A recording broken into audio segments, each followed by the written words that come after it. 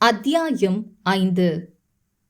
உனக்கானவள் இங்கு இருக்கிறேன் வேந்தனே, ஏங்கி இருக்கிறேன் உன்னை காணவே. உன்னை காணாமல் ஓடவில்லை நேரமே, உன்னை கண்ட நொடி தீர்ந்துவிடும் என் தாபமே என்ற கவிதையை படித்துக் கொண்டிருந்தாள் மித்துவின் தோழி பூஜா. அடேங்கப்பா, என்னமா எழுதியிருக்காங்கப்பா.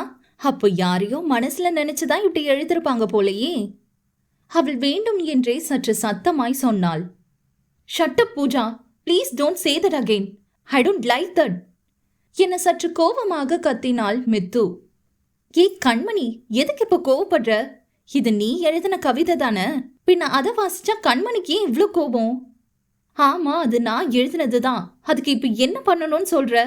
அப்ப ஏதோ ஜஸ்ட் தோணுச்சுன்னு எழுதின, அவ்வளோதான். பட் ஏதோ நான் ஒருத்தனை வர்ணிச்சு எழுதின மாதிரி ஏன் இப்படி டெய்லியும் சொல்லி காட்டி என்னை இரிட்டேட் பண்றீங்க? நானும் பொறுமையா சொல்றேன், அப்புறம் என் கைதான் பேசும் என கோபமாக சொன்னபடி வெளியேறினாள். போச்சு என்றபடி அவள் பின்னாலே ஓடிய பூஜா அவளின் கைகளை பிடித்து கொண்டாள். கண்மணி, சாரி பேபி, இனிமே இப்படி சொல்ல மாட்டேன், கோச்சுக்காத பேபி.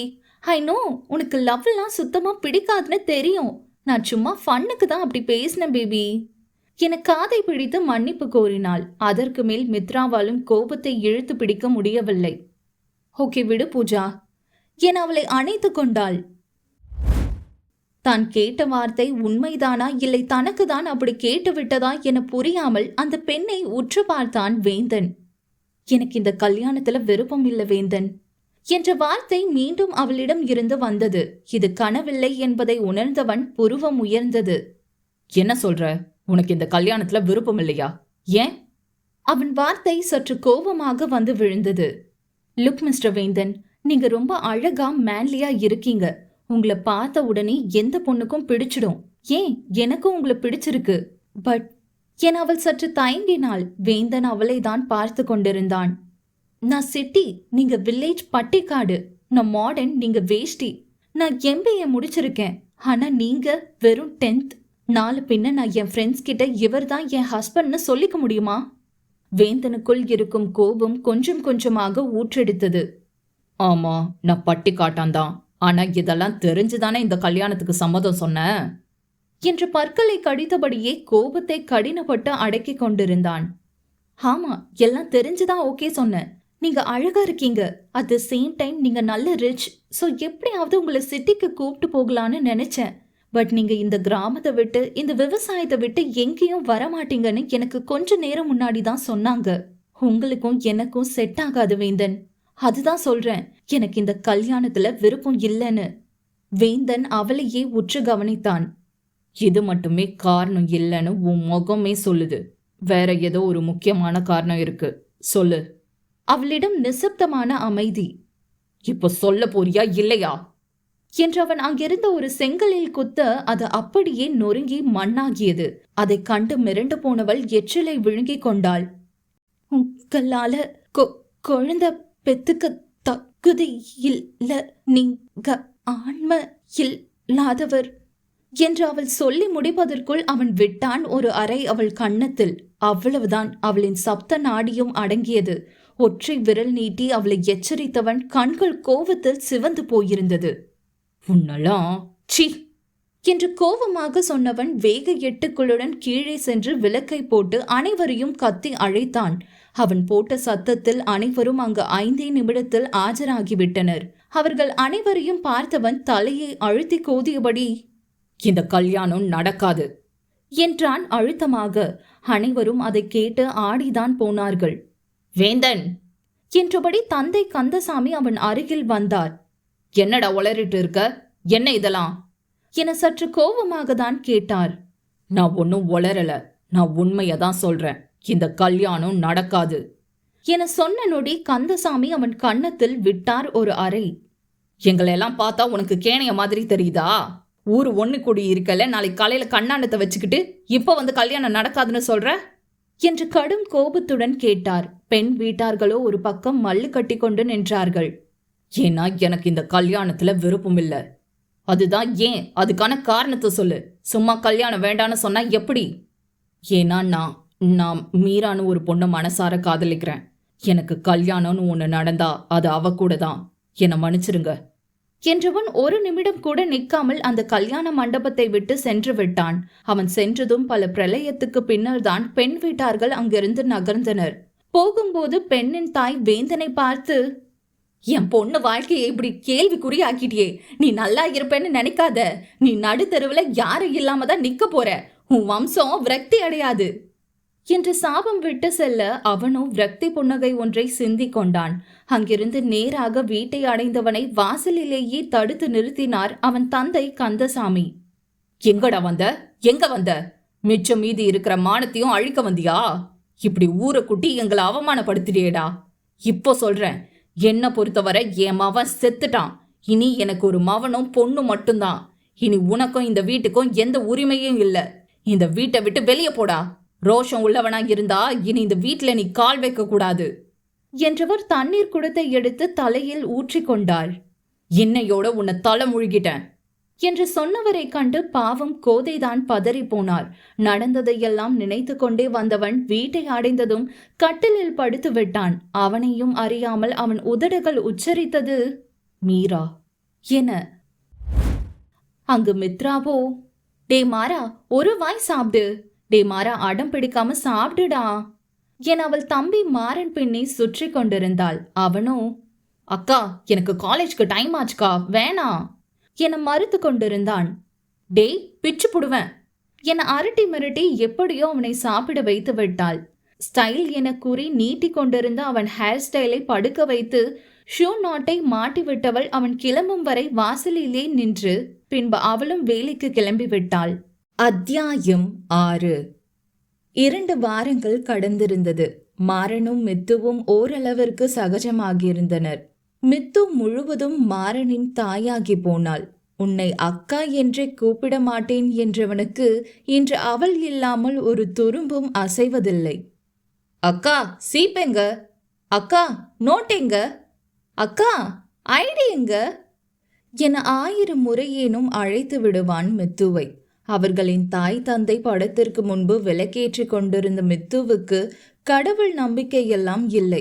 அவளை பார்க்கும் யாரும் சொல்லும் வார்த்தை இதுதான், சரியான திமிரு பிடிச்சவ, அடங்காப்பிடாரி என்பதுதான். ஆனால் இதையெல்லாம் அவள் பெரிதாக எடுத்துக்கொள்வதும் இல்லை, அதை காதில் வாங்கிக் கொள்வதும் இல்லை. ஜீன்ஸ் சுடிதார் என சுத்தியவள் இப்பொழுதெல்லாம் ஜீன்ஸை நாடுவதில்லை. அவள் தந்தை படம் முன்பு நின்றவள், அப்பா நீங்க எல்லாத்தையும் பார்த்துட்டு தான் இருப்பீங்கன்னு நினைக்கிறேன். என்னால முடியலப்பா. நான் என்னதான் வெளியே தைரியமா இருக்க மாதிரி இருந்தாலும் உள்ள ஒவ்வொரு நாளும் நொந்துட்டு இருக்கேன்பா.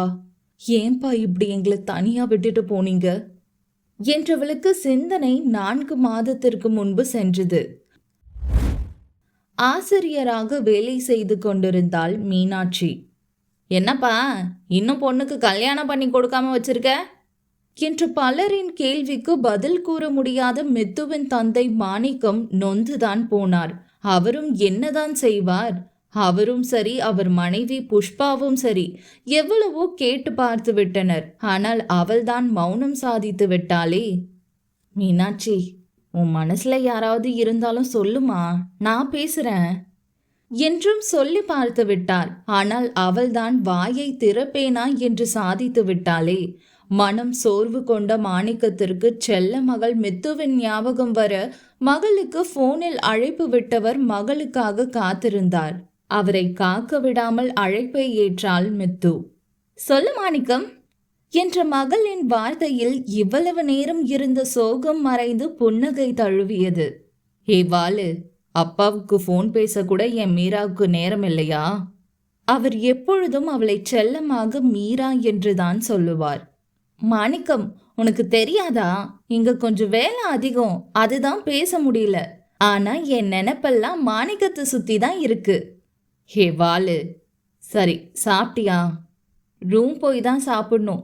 சரி சொல்லு மாணிக்கம், நீ சாப்பிடலன்னு தெரியுது. உன் வாய்ஸே சரியில்லை, என்ன ப்ராப்ளம்? தன் குரலை வைத்தே மனதை கண்டு கொண்ட மகளை எண்ணி பூரிப்பு அடைந்தவர், அதெல்லாம் ஒண்ணுமில்ல மீரா என சமாளித்தார். அப்பா என்னப்பா ஆச்சு? இம்முறை சற்று மெல்லிய குரலில் கேட்டாள். வேற என்னப்பா, எல்லாம் மீனாட்சி பத்தி தான். அக்கா பத்தியா? அவளை பத்தி என்ன பார்க்க அவள? கல்யாணத்துக்கு சம்மதம் சொல்ல மாட்டேங்கிறாளேம்மா. அப்பா, நீங்க அதை நினைச்சுதான் வருத்தப்பட்டு சாப்பிடாம இருக்கீங்களா? நான் அவகிட்ட பேசுறேன். நீங்க ப்ளீஸ் சாப்பிட்ட மாத்திரை போடுங்க. மீனாட்சி கிட்ட பேசுறியா மீரா? அப்பா, கண்டிப்பா நான் பேசுறேன், நீங்க கவலைப்படாதீங்க. சரி, புஷ்பா மாறன்லாம் எங்க? சத்தமே காணோம்.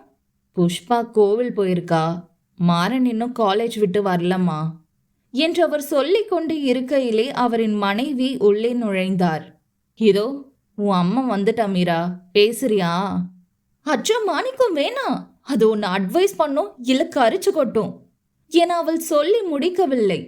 அடியே எரும மாடு என்ற தாயின் பாசமழை அங்கு பொழிய ஆரம்பித்திருந்தது. பின்னர் அவள் தந்தை ஸ்பீக்கரில் போட்டல்லவா பேசிக்கொண்டிருக்கிறாள். போச்சு மாணிக்கம், உனக்கு இப்ப சந்தோஷமா? உன் மனைவி ஸ்பீக்கர் இனி மூடவே மூடாது. எடு தொடப்ப கட்டிய, எம்பட்டு தடவை சொல்றது பேரை சொல்லி கூப்பிடாதன்னு? பொட்ட கழுது உன்னையெல்லாம் அடக்கி உடுக்கி வைக்காம இருந்ததால தானே இன்னைக்கு இம்பட்டு தூரம் பேசுறவ. நாங்கெல்லாம் பெத்தவங்க மூஞ்சிய பார்த்து பேசக்கூட பயப்படுவோம். நீ எப்ப பாரு ஊருக்கும் வீட்டுக்கும் அடங்காம சுத்திக்கிட்டு திரிஞ்சு போறவ. வரவெல்லாம் என்னைய கேள்வி கேட்கிறாளுங்கடி. என்னன்னு? என்ன புள்ள வளர்த்து வச்சிருக்கன்னு? ஓ, என் பிள்ளைங்க மத்த ரெண்டும் என்னை எதிர்த்து ஒரு வார்த்தை கூட பேசாதுங்க.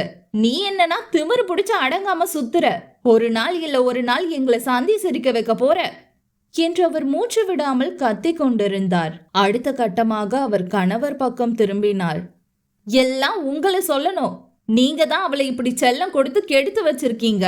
ஒரு நாள் இல்ல ஒரு நாள் நம்மள சந்தி சிரிக்க வைக்க போறா பாருங்க என்று மூச்சு விடாமல் பேசி முடித்தவர் அதே கடுப்புடன் சமையல் கட்டு பக்கமாய் சென்று விட்டார்.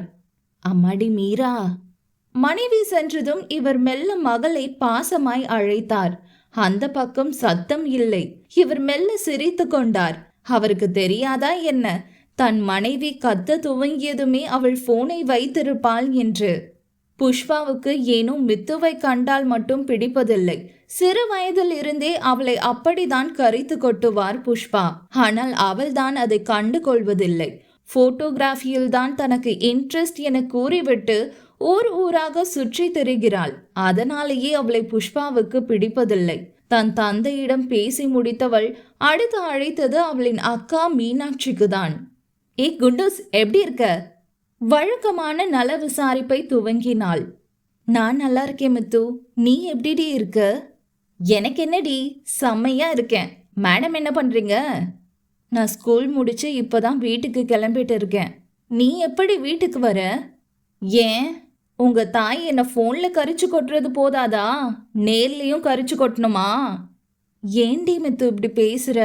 நான் உன்னை எவ்வளோ மிஸ் பண்றேன் தெரியுமா? நானும் தான் குண்டூஸ். ஏ மித்து, நான் ஒன்றும் குண்டு இல்லை, கொஞ்சம் சப்பியா இருக்கேன், அவ்வளோதான். ஓ, அப்படிங்களா மேடம்? சரி, அதெல்லாம் இருக்கட்டும். மேடம் என்னதான் முடிவில் இருக்கீங்க? நான் எந்த முடிவுலையும் இல்லையே மித்து. அப்புறம் எதுக்கடி குண்டூஸ் கல்யாணம் வேண்டான்னு சொல்ற? வேற யாரையும் லவ் எதுவும் பண்றியா? அது அது வந்து மித்து, அப்படிலாம் எதுவும் இல்லை. சற்று தயங்கியபடி சொன்னாள். ஏய், என்ன மென்னு முழுங்குற? ஏதோ சரியா படலடி. எனக்கு எதுவா இருந்தாலும் சொல்லி தொலை எருமை. பாவம் அப்பா ரொம்ப ஃபீல் பண்றாங்கடி. என்னதான் உனக்கு ப்ராப்ளம்? நீ இப்பெல்லாம் என்கிட்ட நிறைய மறைக்கிறன்னு தோணுது. அப்படிலாம் இல்லடி. அவள் மீண்டும் தயங்கியபடிதான் சொன்னாள். என்னமோ பண்ணு, ஆனா உன்னை அம்மா ரொம்ப நம்புது, அதை ஏமாத்திடாத. எதுனாலும் சொல்லு, சரியா? சத்தமே வராமல் சொன்னாள். சரி, எனக்கு இப்போ கொஞ்சம் ஒர்க் இருக்கு, நான் அப்புறம் பேசுறேன் என போனை வைத்து விட்டாள் மித்து. மீனாட்சி எதையோ தீவிரமாய் சிந்தித்தாள். பின் வீட்டிற்கு சென்றதும் அவள் தாயின் அருகே சென்று அவரை அழைத்தாள். மா. சமைத்து கொண்டிருந்தவர் என்னவென்பது போல் பார்த்தாள். மா, எனக்கு கல்யாணத்துல சம்மதம் என சத்தம் இல்லாமல் சொல்லிவிட்டு சென்றாள் மீனாட்சி. ஆனால் அவருக்கு தான் சந்தோஷம் தாளவில்லை. மாணிக்கத்திற்கும் சந்தோஷத்தில் கால் தரையில் படவில்லை. 2 வாரங்களில் நிச்சயம் முடிந்து கல்யாணம் நடக்கவிருந்தது. மகிழ்ச்சியில் தத்தளித்து கொண்டிருந்தது அந்த குடும்பம். ஆனால் மித்ராவால் தான் இதிலெல்லாம் கலந்து கொள்ள முடியவில்லை. முக்கியமான வேலை இருப்பதால் கல்யாணத்திற்கு முன்பு வந்து விடுகிறேன் என்றாள். சந்தோஷத்தில் திக்குமுக்காடிய குடும்பத்திற்கு தெரியவில்லை இதற்கெல்லாம் சேர்த்து பன்மடங்கு அழுக போகிறார்கள் என்று. அத்தியாயம் 7. அதோ இதோ என்று கல்யாண நாளும் வந்துவிட்டது. அடுத்த நாள் கல்யாணம். இன்று அனைவரும் சந்தோஷ கடலில் மூழ்கி இருக்க அப்பொழுதுதான் வந்து இறங்கினாள் மித்து. அவளை கண்டதும் தான் மாணிக்கத்திற்கு அத்தனை மகிழ்ச்சி. மீரா என்று அவளின் தலையை கோதியவருக்கு எப்பொழுதும் அவள் மீது சற்று பாசம் அதிகம்தான். என்னடா இப்படி அழைச்சு போயிட்ட? மாணிக்கம், நான் நல்லா தான் இருக்கேன். உன் முன்னாடி பார்க்கையில தான் அப்படி தெரியுறேன். வழக்கம் போல் அவள் கிண்டலான பேச்சுடன் வீட்டுக்குள் நுழைந்தாள். அப்பொழுதுதான் அவள் தம்பி மாறன் அந்த பக்கம் வந்தான். அவளை பார்த்ததும் பார்க்காதது போல் அவன் பாட்டுக்கு சென்றான். ஆனால் மித்து விடவில்லை. டேய் பால்டபா என இவள் அழைக்க அவன் பல்லை கடித்து கொண்டு கோபமாய் திரும்பினான். என் பேரும் மாறன், பட் எனக்கு எப்படி தோணுதோ அப்படிதான் கூப்பிட முடியும், பால்டபா. அவன் கோபத்தில் பல்லை கடித்தான். சரி, காலேஜ்லாம் எப்படி போகுது? அக்கறையுடன் விசாரித்தாள். அவளை பார்த்து திரும்பியவன், அதை பத்திலாம் நீ ஏன் கேட்குற? நீ ஏன் என்ன படிக்க வைக்கிற? உன் வேலை என்னவோ அதை மட்டும் பாரு. முகத்தில் அடித்தாற்போல் பேசினான். அவனுக்கு பெரிய அக்கா மீனாட்சியை தான் பிடிக்கும், மித்துவை பிடிக்காது. டேய், அவ உன் அக்கா, மரியாதையா பேசு, அவதான் என்று அவரின் தந்தை எதுவோ கூற வர அப்பொழுது அவரின் கையை பிடித்த மித்து வேண்டாம் என தலையசைக்கவும் அவர் மேற்கொண்டு பேசாமல் அமைதியாகிவிட்டார். யாரு அவ? என் அக்காவா? எனக்கு எப்பவுமே மீனாட்சி அக்கா மட்டும்தான் அக்கா. இவளை எப்பவுமே அப்படி நினைக்கவும் மாட்டேன், கூப்பிடவும் மாட்டேன். முதல்ல அவளை பொண்ணு மாதிரி இருக்க சொல்லுங்க. ஏதோ பையன் மாதிரி ட்ரெஸ் பண்ணிட்டு ரவுண்ட் அடிக்கிறா. ச்சே, நல்ல மூட்ல இருந்த ஸ்பாயில் பண்ணிட்டா என அவன் முகத்தில் அடித்தாற்போல் பேசியவன் வெறுட்டென்று சென்று விட்டான். அம்மாடி மீரா, அவன் ஏதோ தெரியாம பேசிட்டான், நீ எதையும் மனசுல வச்சுக்காதடா. அவர் சங்கடமாய் பார்த்தார் மகளை. அப்பா, பரவாயில்ல விடுங்க, இதையெல்லாம் நான் பெருசா எடுத்துக்க மாட்டேன். இதெல்லாம் எனக்கு புதுசு இல்லையேப்பா, சில்பா. அவர் மித்து கையை பிடித்தார். என்னப்பா? ஏண்டா மீரா, நீதான் அவன் படிப்பு செலவுல இருந்து எல்லாத்தையும் பாத்துக்கிற. அப்புறம் கடன்ல இருந்து உன் அக்காவுக்கு தேவையான நகை வர நீதான் எடுக்கிற. இது ஏன் யாருக்கும் தெரிய வேண்டான்னு சொல்ற என சற்று வருத்தத்துடன் கேட்டார். அப்பா என அவரின் கை மேல் தன் கையை வைத்தவள், நான் இது நாள் வர அவங்க கண்ணுக்கு எப்படி தெரிஞ்சனோ அப்படியே இப்பவும் தெரிஞ்சுட்டு போறேன். எனக்கு அதுல ஒன்றும் கஷ்டம் இல்லை. நீங்க எனக்கு ஆதரவா இருந்தா போதும். யார் என்னை பத்தி என்ன நினைச்சாலும் எனக்கு கவலை இல்லப்பா. நாளைக்கு கல்யாணம், சோ சந்தோஷமா இருங்க. அதுவும் நீங்க யாரு? யாருமா? புஷ்பா புருஷன்பா என்று சத்தமாக சொன்னபடி உள்ளே ஓடிவிட்டாள். அடி கழுத என பொய்யாக கோபம் கொண்டவருக்கு எப்பொழுதும் தன் மகளை எண்ணி பெருமையும் கர்வமும் தான். நேராக அவள் தமக்கையிடம் சென்ற மித்துவோ, ஓய் குண்டூஸ் என்றாள் செல்லமாய். அங்கே மீனாட்சிக்கு மருதாணி வைத்து கொண்டிருந்தனர் அவளின் உறவினர்களும் தோழிகளும். ஆனால் அவள் முகத்தில் துளியும் சந்தோஷம் என்பதே இல்லை. ஏதோ நினைப்பில் இருந்த மீனாட்சியை கலைத்தது அவள் பாசமலரின் குரல். தங்கையின் குரலை கேட்டு திடீர் என திரும்பியவள் அங்கு நின்ற மித்துவை பார்த்ததும் தனக்கு மருதாணி வைத்து கொண்டிருக்கிறார்கள் என்பதையும் மறந்து ஓடியவள் அவளை இறுக்கி அணைத்து கொண்டாள். அவளின் கண்களில் கண்ணீர் வடிந்தது. ஏ அக்கா, ஓகே ஓகே, காம் என அவளின் முதுகை தடவி கொடுத்தவளோ இந்த கண்ணீர் தங்களை பிரிந்து செல்ல போவதற்காக அவள் வெளிப்படுத்துவது என அவள் எண்ணி இருக்க, ஆனால் அது அவர்களுக்கு வைக்க போகும் ஆப்பு என அவள் அப்பொழுது எதிர்பார்க்கவில்லை. சரி போதும், நீ மருதாணி போடுறத கண்டினியூ பண்ணு, நான் போய் ஃப்ரெஷ் ஆயிட்டு வரேன் என்று அவளின் ரூமை நோக்கி சென்றாள். இன்னொரு பக்கம் அவளின் அன்னை அவளை கரித்து கொட்ட துவங்கி இருந்தார். ஏய், என்னடி ட்ரெஸ் இது? ஆளும் சைஸும் பாரு. நாளைக்கு கல்யாணத்தை வச்சுக்கிட்டு இன்னைக்கு வரியே. இருக்கிற வேலையெல்லாம் யாரடி பாப்பா? உன்னைய பெத்ததுக்கு என்னைய தாண்டி நானே திட்டிக்கணும். ஊர் உலகத்துல என் மானத்தையே வாங்குற. ஏண்டி ஆம்பளை பிள்ளை மாதிரி சுத்திட்டு தெரிஞ்சு எங்களை அசிங்கப்படுத்துற? சற்றும் ஓய்வில்லாமல் திட்டிக் கொண்டிருந்தார். மித்துவோ தனக்கும் இதுக்கும் சம்பந்தம் இல்லாதது போல் ரூமிற்கு சென்று விட்டாள். அவள் எப்பொழுதும் அன்னையின் திட்டுகளை கண்டு கொள்வதில்லை.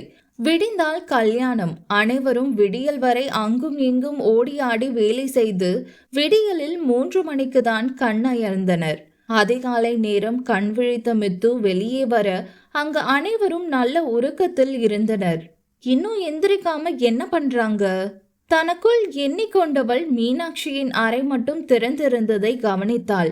அவளை பார்க்கலாம் என எண்ணி மீனாட்சி அறைக்குள் சென்றாள். அங்கே அவளை வரவேற்றது காலி அறைதான்.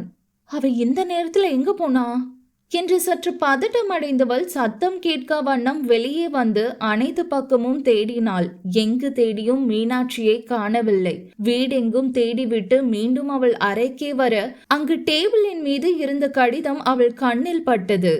எதுவும் தவறா இருக்கக்கூடாது கடவுளே என்று மனதில் எண்ணியவள் சற்று நடுக்கத்துடன் அந்த பேப்பரை எடுத்து படித்தாள். அம்மா, அப்பா, எல்லாருமே என்ன மன்னிச்சிடுங்க. நான் முகிலன்னு ஒருத்தரை மனசார காதலிக்கிறேன். அவர் இல்லாம என்னால வாழ முடியாது. நான் உங்ககிட்ட என் காதல சொல்லிடலான்னு எத்தனையோ நாள் முயற்சி பண்ணியிருக்கேன். ஆனா நீங்க என் மேல வச்சிருந்த நம்பிக்கை அதை உங்ககிட்ட சொல்ல விடாம தடுத்துருச்சு. உங்களை மீறி என்னால எதுவும் பண்ண முடியாதுன்னு தான் கல்யாணத்துக்கு சம்மதம் சொன்னேன். ஆனா என்னால அவரை மறக்க முடியாது. அது மட்டும் இல்ல, நான் நான் இப்போ கர்ப்பமா இருக்கேன். அது எனக்கு இன்னைக்கு தான் தெரிஞ்சது. அதனால நான் கண்டிப்பா போய் தான் ஆகணும். தயவு செஞ்சு என்னை மன்னிச்சிருங்க. நான் உங்க நம்பிக்கையை உடைச்சிட்டேன். மாறன், அக்காவை மன்னிச்சிருடா. மித்து, நீ என்னை மன்னிக்கவே மாட்டேன்னு எனக்கு தெரியும். ஆனா ப்ளீஸ் என்னை புரிஞ்சுக்கோ. எல்லாரும் மன்னிச்சிருங்க என எழுதி வைத்திருந்தாள் மீனாட்சி. அதை படித்து முடித்தவளின் கண்களில் அத்தனை கோபம். அந்த பேப்பரை கட்டிலில் வீசி எறிந்தவள் அப்படியே அமர்ந்து விட்டாள், என்ன செய்வதென்று அறியாமல். எமாடி மீனாட்சி, எந்திரிடா கண்ணு என்று தனது முடியை கொண்டே போட்டபடி உள்ளே வந்தார் அவர்களின் தாய் புஷ்பா. ஏ கழுசர, இங்க என்னடி பண்ணிட்டு இருக்க? எங்க உன் அக்கா என மூத்த மகளை தேடினார். அவள் எதுவும் பேசவில்லை, அமைதியாக அமர்ந்திருந்தாள். நல்ல நாள் அதுவுமா எருமை எப்படி உட்கார்ந்துருக்கு பாரேன் என்று மித்துவை திட்டிவிட்டு வெளியே சென்றவர் மூத்த மகளை தேடிவிட்டு மீண்டும் அவளின் அறைக்கே வந்தார். அடியே, எங்கடி உன் அக்கா என சற்று பதட்டத்துடன் கேட்டவரின் கண்ணில் பட்டது அந்த காகிதம்.